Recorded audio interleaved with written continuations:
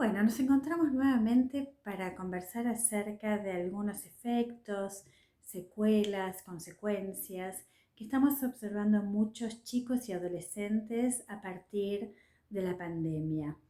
Y queremos retomar algo que mencionamos en el primer video, que tiene que ver con el desdibujamiento que se produjo del mundo íntimo, privado y público. En cada grupo etario vimos diferentes consecuencias. Por un lado, los más pequeñitos que estaban asomando al mundo, estamos viendo en muchos casos chiquitos con situaciones de angustia de separación, que ya lo hemos comentado, y el asombro, la dificultad para asomarse al mundo público. En algunos casos también vemos el despliegue de berrinches, de confrontaciones más típicas del mundo privado, pero que cuesta diferenciar el funcionamiento entre lo privado y lo público. El grupo que vimos más afectado por la falta de intimidad durante la pandemia, durante la cuarentena, son los púberes, como decíamos en el video pasado, que se vieron impedidos de construir autonomía, de salir solos al mundo, y los adolescentes que ya habían construido y habían conquistado muchos espacios y tiempos en intimidad o en privacidad y que de pronto se vieron acuartelados, encuarentenados, con una familia, en algunas situaciones con espacio y en otras situaciones sin espacios para estar solos, para poder hablar con amigos o mirar, aunque fuera TikTok, Instagram, lo que fuera, fuera de la vista de los adultos con los que convivían. Todo esto hasta aquí no hemos mencionado situaciones complejas, familiares o familias o grupos familiares que conviven en un espacio reducido.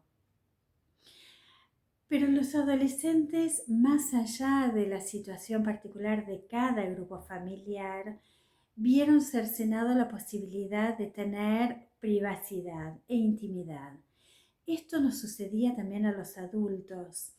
Digo, es algo que no hemos mencionado hasta aquí, pero todos nos veíamos del mismo modo afectados y esto se hizo muy notorio en los primeros tiempos. Después se instaló como algo más habitual, pero resultaba llamativo cuando al comenzar, por ejemplo, una sesión por online y era explícito que hasta aquí nosotros trabajábamos con chicos, adolescentes, familias que estaban transitando alguna situación particular que tenía que ver con el mundo íntimo y privado, con las historias y los avatares de cada situación.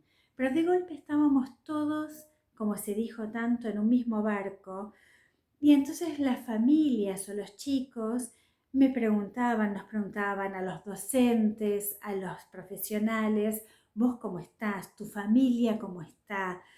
Esto había pasado a formar parte del mundo público. Todos sabíamos que estábamos viviendo en situaciones de alta complejidad. Esta situación también tuvo que ver con el desdibujamiento y de compartir cosas que hasta entonces no eran compartidas.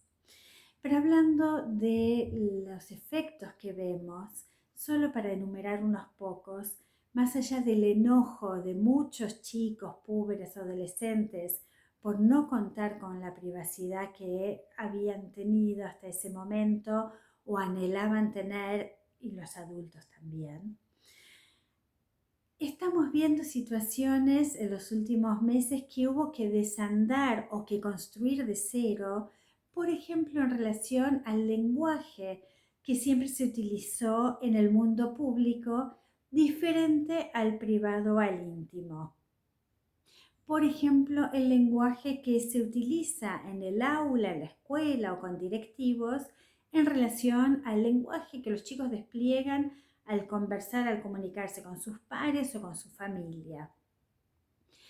Estos son pequeñas situaciones que vamos viendo y que vinculamos con los resabios de esta situación de cuarentena y en la que los chicos necesitan un acompañamiento y tiempos particulares para poder construir los recursos que no había o volver a entrar en una lógica de funcionamiento en que se diferencian estos tiempos. Bueno, seguimos conversando y reflexionando acerca de este periodo histórico mundial tan particular.